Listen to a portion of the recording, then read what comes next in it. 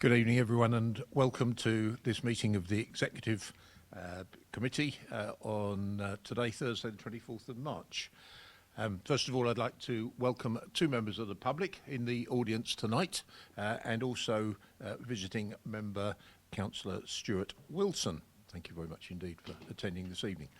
We move first of all to item 1 on the agenda, which is apologies for absence, and none have been received. And looking around the room, I can understand why, because everyone's here. So there we are. Agenda item 2, non-members attending. As I just said, Councillor Stuart Wilson is here. Item 3, minutes of the meeting held on the 10th of February 2022. Members, are you comfortable for me to sign those minutes as agreed, as an accurate record? Agreed? Thank you very much indeed. Item 4 is to receive any items of or any declarations of interest. Are there any declarations, members? No one signalling. Thank you very much. Item 5, questions on notice from councillors, and there are none, members, which takes us nicely on to item 6. And there is a report from the Review Committee relating to the disposals framework. Councillor Stuart Wilson, Chairman of the Review Committee, will introduce the report and take us through it. Councillor Wilson. Thank you, Chairman. The Review Committee reviewed the disposal framework on the 1st of March, and overall there were only 3 recommendations, and they were mainly amplifications on the report. The first recommendation is that the consideration of environment and community social value issues be included in the disposals framework. And the idea behind this was to be explicit in the way that you'd normally do an investment appraisal, but I guess this would be a divestment appraisal, to make sure that in a systematic way we take account of non-tangible factors, so things like social use, community value, that sort of thing. And that we don't lose those. The second recommendation was that the community group should not be disadvantaged in their ability to bid for assets during the disposal of council assets. And the concern for members of the Review Committee was that there may be some small community groups that we don't necessarily know about. And really the concern was to do with the communications channels. So how do we know these people are out there? How do we make sure people are aware that we are disposing of this asset and it may be of some use to them? The third recommendation is that a member working group be established under the auspices of the portfolio holder for commercial, business, local economy and leisure to consider the use of risk assessments to inform disposal options. And although we did vote on that at the meeting, I subsequently spoke with the portfolio holder, and really we concluded that perhaps this was quite niche. There'd be very few times when we would use a tool such as this, and perhaps setting up a working group may be overkill on this. So that was the recommendations of the Review Committee. So, Councillor Wilson, just so as we're clear tonight, are you actually suggesting, rather than a member working group, which is an ongoing body, that actually if there were a specific, it would be a task and finish group to look at that specific? Yeah, absolutely. Okay. I just want to be clear on that. Yes, I do, yeah, because otherwise, as you say, if it's ongoing, it's so niche that we would very rarely use it as the council. Absolutely. So it's more specific related task and finish group. Yeah. Hope I haven't taken the words out of Councillor No, you Webb's haven't. No. mouth, After the meeting, I reflected that with Councillor Webb, and that's really the conclusion that we came to. Okay, that's really helpful. Thank you very much indeed, Councillor Wilson. If I can pass over to the portfolio holder, Councillor Webb, have you got any comments? Thank you, Chairman. Yeah, I'd just like to thank Councillor Wilson for the opportunity to attend with you. It was a useful meeting. I think both Pat and I benefited from having a wide range of views and opinions on the disposal framework. In terms of the recommendations, I certainly agree with the first two. I feel that although the environmental and social issues are included within the document, it could certainly be more specific around the environmental issues and lift people up, particularly including the environment within expressions of interest documents. In terms of the work around the community,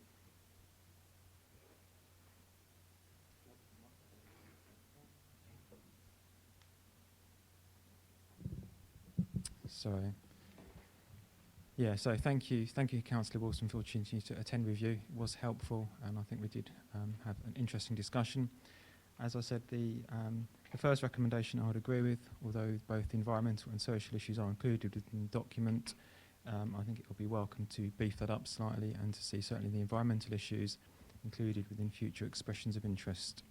In terms of the community groups, I certainly don't feel that any of our community groups are disadvantaged within the disposal framework, and I think that's borne out when you look through section 4.1, which lists the various assets that we have disposed of, and the vast majority of them are given to various community groups, but certainly I would agree with that comment in terms of the thinking behind it. In terms of the issues around the risk assessment, upon reflection, thank you for your reflections and the conversation that we've had.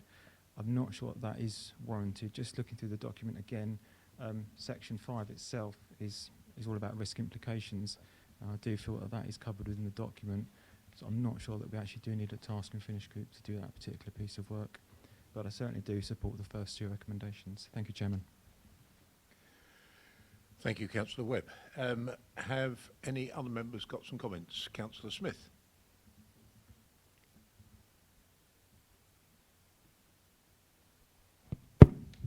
Thank you. Apologies, because I should have probably brought this up at an earlier stage as a question. It's just on 6.7 of the report, item 2, disposal. I'm quite content with the report. The question's more about lower value assets. Regrettably, I do feel that when we've got lower value assets, the cost of our bureaucracy, the cost of, for instance, doing a marketing exercise if we were dealing with a private treaty, would probably outstrip the value of the asset. And I wonder on those low value items, low value assets, how we can still ensure that we are doing what we need to do formally as a council, but not effectively cost ourselves some money in disposing. Councillor Wilson, would you like to come back on that one? Thank you, Chair. It wasn't actually brought up at the meeting, but I mean, I've got experience of this sort of thing in the past, and funnily enough, it ties into risk management, and some projects, so if you treat this as a project, would be very low value, and so you would put minimum effort into doing that. Think of this almost as a reverse procurement, really. If you were buying 500 sheets of paper, you're not going to go out to tender and do a massive exercise. So I think it's sort of the polar opposite of that, really. So I agree with the sentiment, and I guess that and I'm looking at the assistant director, I don't know the internal process of it, but I'm guessing that for low value, you're not going to put a lot of effort into it. So I completely understand what you're saying. Chairman, through you, if I can assist. Yeah, it's a really good question, really good point. These are some of the assets we have, we're talking about in terms of these disposals to the community are of low value in terms of the asset themselves. I agree. I think it's, when we look at the social value, it's the social value they add to the residents of the community. Essex, Hackspace, taking over Hawker Pavilion is a good example, I think. Low value asset, yes, potentially, but the social value really high in terms of what they're delivering. So you're right, in terms of a disposal process, we try and keep that as simple and straightforward as we can. So that's simply by a expression of interest that we market on our website, and we ask interested community groups to set out how they can deliver the objectives of the council, be that social value benefits, benefits to the community, but also meet our own safeguarding and health and safety aspects as well. We keep that quite straightforward, we score that, and then we take a view from there in consultation with the portfolio holder. But certainly for a community basis, we do try and keep it simple and streamlined, and make sure we deliver on council's objectives. Hope that's helpful. Chairman, thank you. Thank you very much indeed. Councillor Wilson, happy with that? Yes, thank you, Chair. And Councillor Smith? Yeah. The difficulty with these things is always, it's not just about the commercial value in terms of pounds, it is about the social value. So it's a bit difficult to put a threshold on it. But I think looking at these recommendations, and I will take them individually if I may, because I think 3 is possibly something that we need to look at. But are there any other points before I move to the recommendations? Okay. Right. So there are three recommendations set out at 2.1 of the report. The first one, that consideration of environmental social value issues be included in the disposal framework. Do we agree with that? Agreed? Agreed. The second one, that community groups should not be disadvantaged in their ability to bid for assets during disposal of council assets. Do we agree with that? Agreed. And certainly looking through the list in the report, there is clear evidence that actually those two we do already, but this is actually inserting in the document just to make us consciously aware of it. But I'm quite proud of, when you look down the list that was presented to the review committee, of exactly actually how we've taken our social obligations, very responsibly. If we move to 3, now I accept that this is a recommendation from your review committee, but I think there is a danger that we may not accept it in the executive in the way it's currently written. And it's not my wish that we should in any way want to just clear it off. But we referred earlier to task and finish. I wonder whether, Councillor Wilson, you've got some suggested wording that we could take as an alternative that you feel your committee would be comfortable with and indeed we can support. Thank you, Chair. I think the wording may be a task and finish group to look at how risk. Could I help you, please, Councillor Wilson? Yeah, Can I suggest that a task and finish group be established when disposal of a specific asset? Because I think that's what we're talking about. It's an asset by asset basis. Yeah. Does that assist you? It is, yeah. And I think it was just bringing the risk side of it in, but that would be fine, yeah. So, Councillor Wilson, having assisted you, what's the wording of your recommendation? Well, you just said with risk management at the end of it. So it's to establish a task and finish group as assets are disposed. I think Councillor Webb is itching to assist as well. Councillor Webb.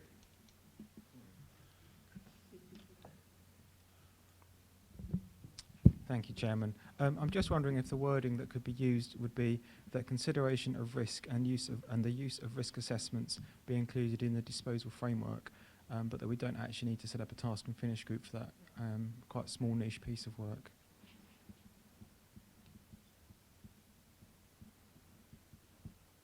Yeah. So Happy with that? Yeah. I think that. Okay, you can covers take it, that back yeah. to your committee and you feel they'll be comfortable with that. Yeah. Okay, so if you would be kind enough just to read that again as a Thank you, proposal Chairman. to this committee. So that consideration of risk and the use of risk assessments be included in the disposal framework. That's really good. And I'm just looking to our legal advisors just to make sure they're comfortable before we take that to the vote. Are those in favour? Agreed? Lovely, thank you very much indeed. And I know, Councillor Wilson, you need to depart, but I just want to take this opportunity to thank you and your committee for the dialogue and the really positive work that is going on, not only within the committee, but the new dialogue that goes on with this committee as well, because I think, the way this is working is really good and follows on from the review that took place a few months ago. So thank you very much indeed for your positive engagement on Thank the you, Chairman. process. Thank you.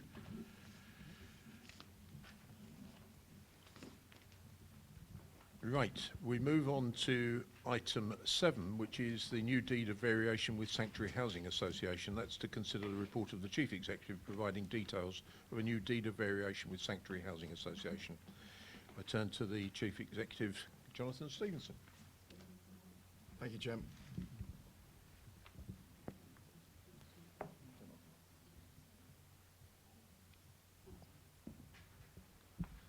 Thank you, Chairman. Thank you, members. You've got a report in front of you tonight, item 7, with regard to the new deed of variation for Sanctuary Housing Association.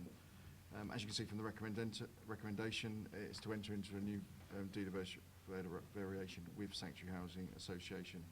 The reason for this is the council entered into an agreement or a new contractual agreement in 2016, and following emerging from the pandemic, we've been working with Sanctuary in partnership, looked at how we could work more closely and more align our work together around place shaping and assisting development in the community. With the new deed of variation comes a contribution from Sanctuary Housing Association of £1 million for entering into the agreement. Happy to take any questions if required for this report. Thank you. Members, any questions? Councillor Ward.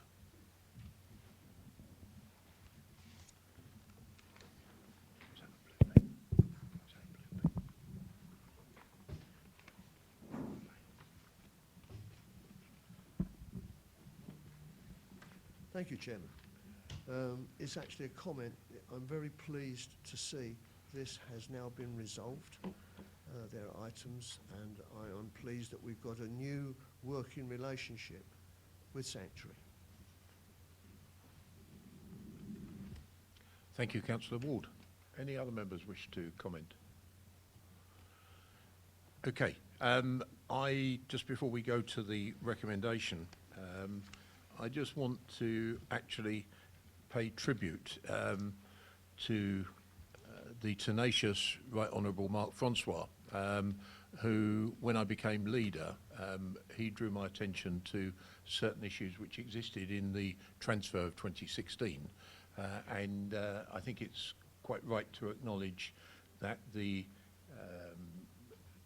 Deputy Chief Executive, how nice it is to say the words Deputy Chief Executive, the Deputy Leader, the Right Honourable Mark Francois and myself, set about quite a considerable piece of work, and it was acknowledged by Sanctuary that there were certain shortcomings which hadn't really been addressed, and I think that's really as far as I want to go, because the relationship with Sanctuary is good.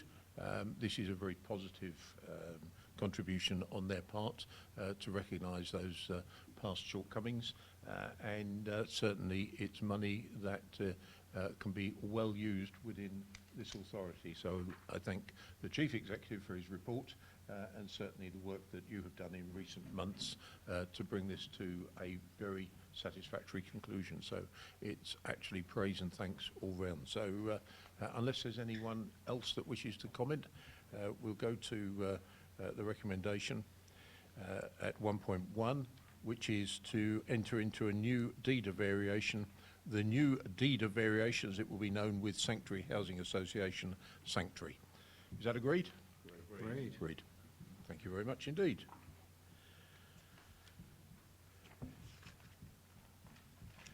We move on to item 8, the Advice Services Contract 2022 to 24. And Councillor Williams, are you going to be speaking on this, or are you?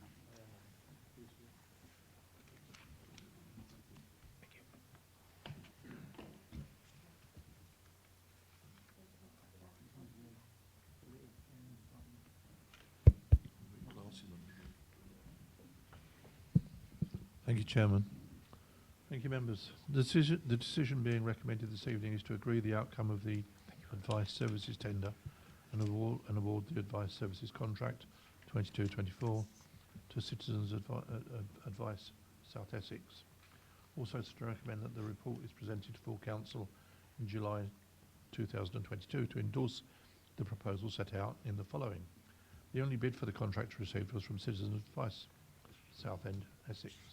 However, the tender submission met all the requirements of the specification. The case was able to demonstrate using the organisation local experience of need, the social value, interventions, community engagement, all of which will be able to add value to service provided by the council. Thank you, members. Thank you very much indeed, Councillor Williams. Members, anyone with any questions? Right, okay, thank you. With no questions, we'll go straight to the decision at 1.1, which says to agree the outcome of the Advice Services tender and award the Advice Services contract 2022 to 2024 to Citizens Advice South Essex. Is that agreed? Agreed. And we move to 1.2, recommendation, which says to recommend that this report is presented to full council in July 2022 to endorse the proposal as set out in the sections below. Is that agreed? Agreed. Thank you.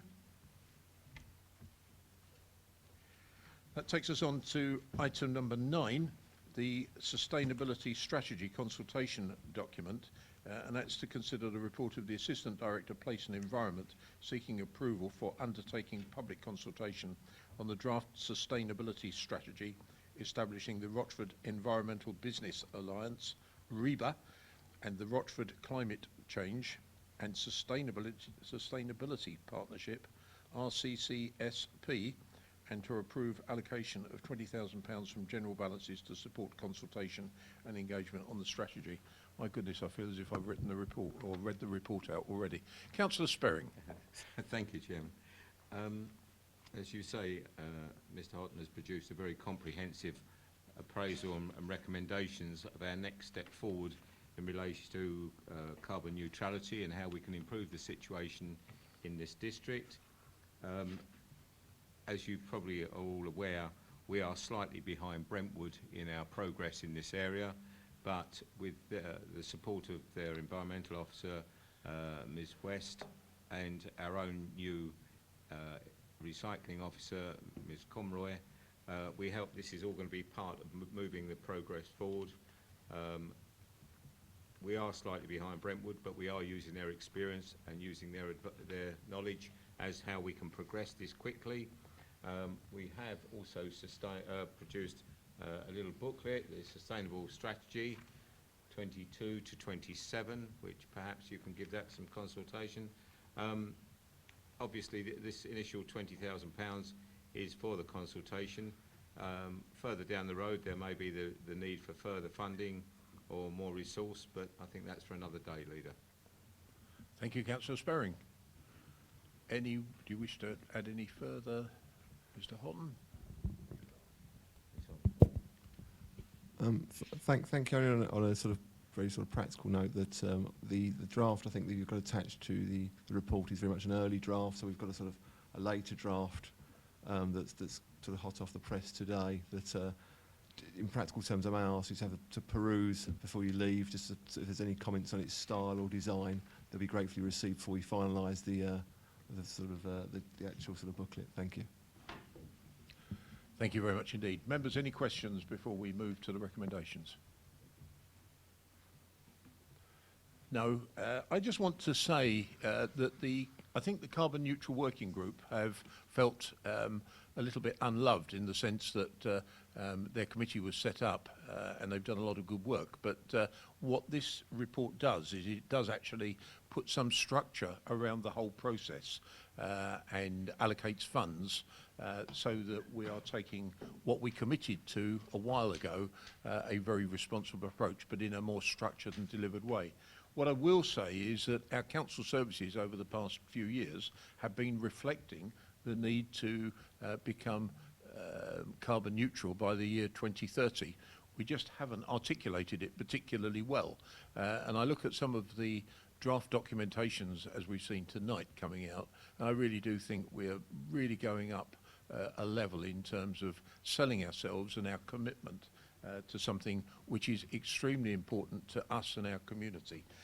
And when I look at the waste contract, when I look at what we're doing in planning, in terms of our new local plan, our asset delivery programme where we are insisting that we look at BREEAM Excellent and the general behavioural attitudes within our authority towards the responsibility of being carbon neutral. And setting ourselves as an example to partners around the district because people do look to us to set an example, be an example, and whilst our own contribution to the process is relatively small, working with partners, it increases considerably. So thank you very much. I'm really pleased. I promised a while back that we would really put some impetus behind this work, and I'm really pleased to hear the report. So thank you, Councillor Sperring, and thank you, Marcus Houghton, for all the work that you've done on that.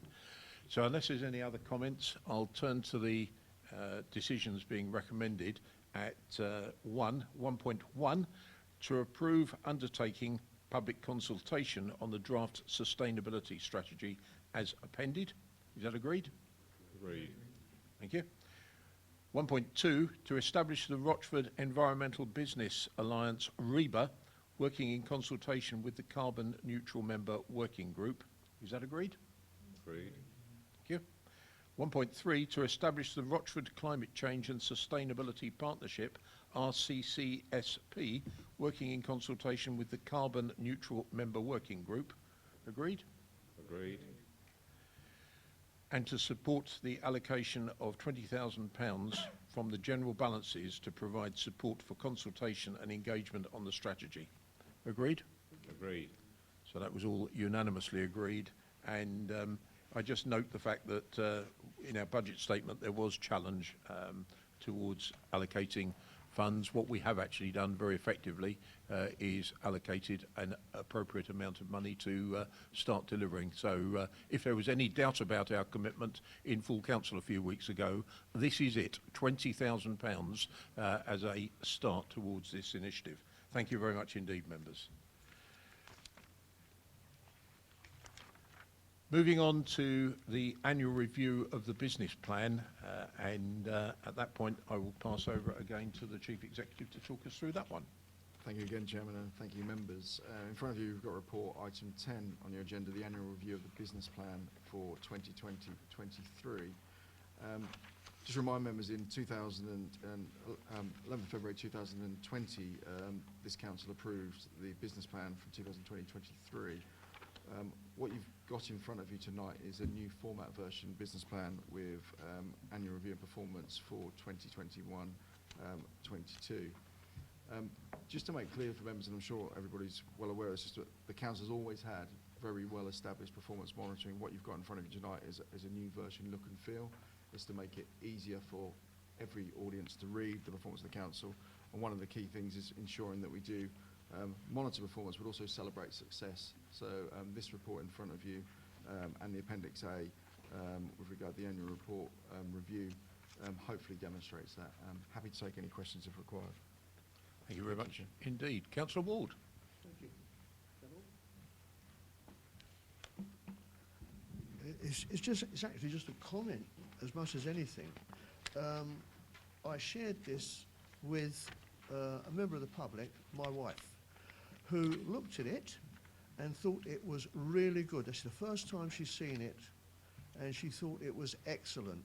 So, you know, that to me speaks a lot, that it really hit home, and she thought it was a very good report.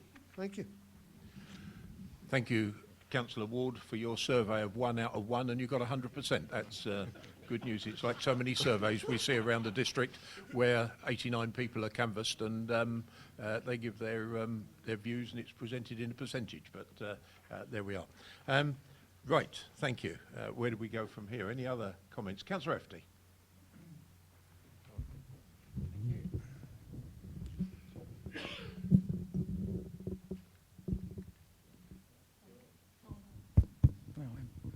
Thank you.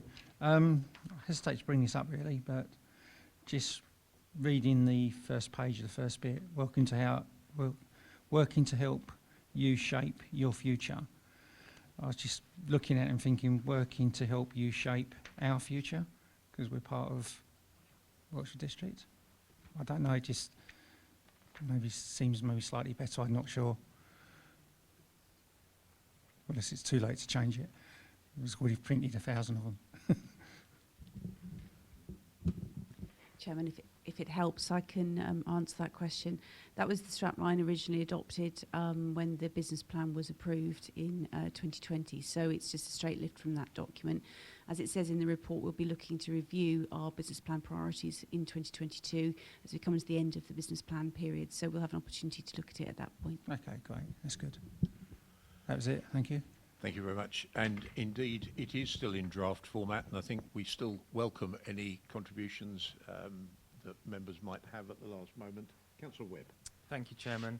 It's just a comment, really, reflection, I guess. Just looking through this document, particularly pages 10, 10, 11, 10, 12, and 10, 13, it outlines some truly excellent performance by Rochford District Council. When you look at those numbers and those infographics, they are truly stunning. And I think we are right and proud of this local authority for the work that we've done. And I think this document sets out incredibly well. So thank you to everyone that pulled it together. Thank you very much indeed, Councillor Webb, and you echo totally my sentiments that we punch way above our weight. Councillor Smith. I have to admit, I have also carried out a survey with 100% take-up of the one person, that being Mrs. Smith. And she has a particular thing about proofreading, and it not only applies to this, but also to Rochford District Matters, which is already circulated and so on. There is an element of our public that are quite particular about grammar and spelling, full stops and expressions. And the survey did conclude that the quality of proofreading grammatically did need to improve somewhat. So the recommendation from the survey is that the quality of proofreading is enhanced somewhat, please. Councillor Smith, thank you very much indeed for making that point. I have had a private discussion with the Chief Executive, and whilst welcoming all these documents that are coming out and really in fast time raising the profile of the authority, not because it's doing particularly any better, but what we're doing is we're selling and marketing ourselves, but what we've also got to do is to express ourselves in good quality English with punctuation and capital letters and small letters and all sorts of other stuff. So Simon and Mr. Lowercase your point is well made in the vein, but we're getting the stuff out there, but you're absolutely right, people do make a judgment on this stuff, and we don't want to discredit good messages with that type of approach. So I'm happy that my survey has been useful. You get my total support, so that's the second survey of the night. Right. The only, and the great thing about being a partner with another great council is the fact that if you attend their meetings, you pick up certain ideas. And on the Brentwood version of the similar report, because all councils are required to have their business plans, and sometimes business plans go into a dusty drawer and get forgotten about. What we're doing is actually action planning and saying what the results are, how we're monitoring. But what did strike me was a very striking couple of pages, which are just sort of headline figures. And with your agreement, I have asked us to not put Brentwood's figures in, but make sure we put Rochford's figures in, because I think they're quite striking and very, very impressive. When you look at the number of bins, you know, in Brentwood, 5.5 million curbside waste and recycling collections made each year. That is the scale of what we're talking about. But we need to change the figure for Rochford. Probably we hope it's 5.6 million just to sort of outdo Brentwood. But Marcus Houghton is just trying to work that one out, to do the maths on it. But with your agreement, I would like a couple of pages added which bring it out in very visual format. It's actually in there already, but certainly again, I would like to thank the Deputy Chief Executive, who I know spent many, many hours of work turning it into an attractive document. So thank you very much indeed on that. If there's no other comments, I will turn to the recommendation set out in paragraphs 1.1 and 1.2 on page 10.1. And that is at 1.1 to approve the form of the draft annual review as set out at Appendix A, subject, of course, to any further minor and typographical amendments required by the Executive. Agreed? Agreed. And to 1.2, to recommend that the final version of the annual review document be completed by the Chief Executive in consultation with the leader. Councillor Smith, if there's any typographical errors in it, you can blame me personally, but I should be looking closely. So thank you very much indeed. Is that agreed? Agreed. Thank you. We move on to item 11, which is a statement that I wanted to make publicly.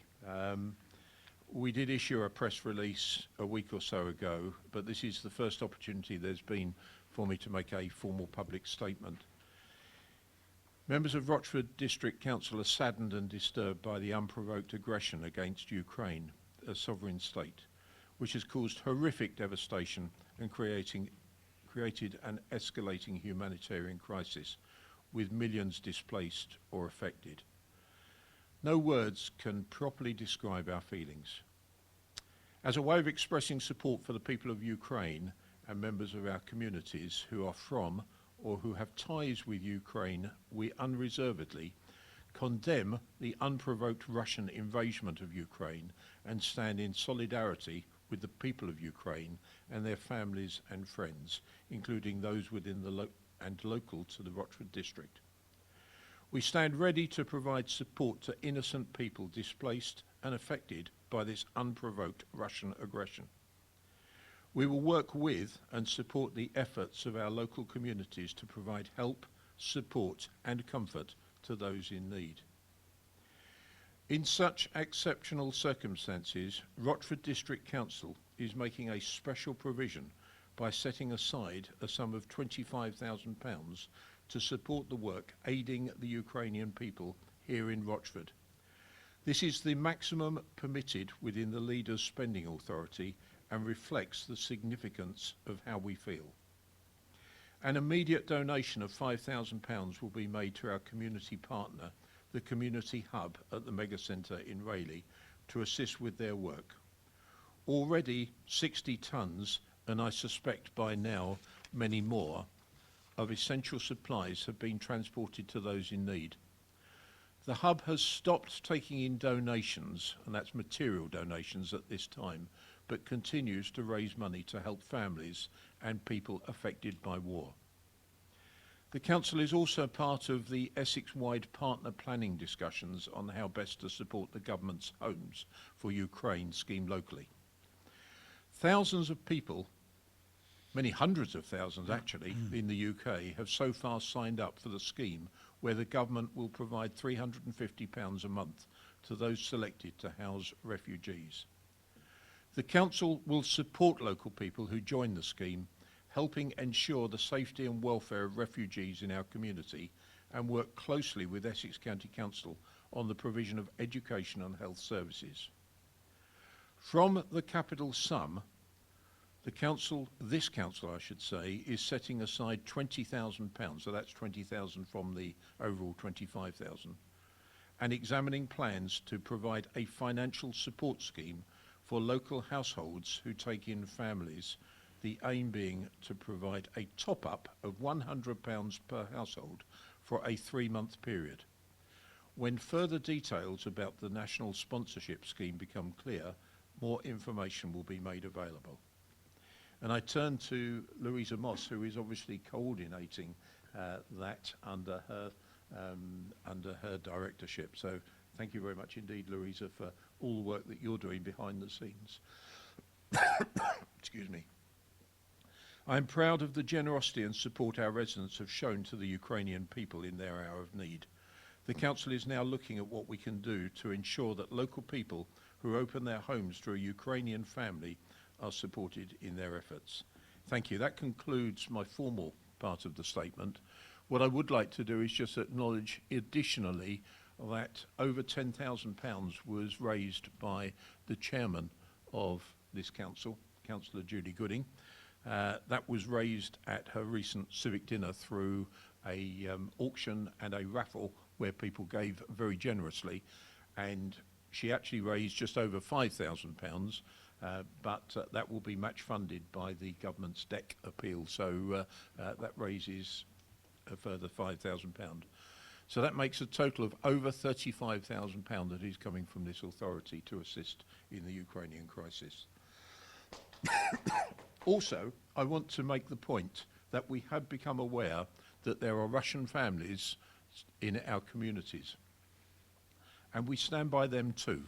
We respect the fact that it is a Russian invasion of Ukraine, but under no circumstances will we tolerate or put up with any hate crime or any inappropriate behaviour to Russian families in our community. Thank you, members. That completes my statement. It actually completes this meeting, and we close it at 8:09. Thank you.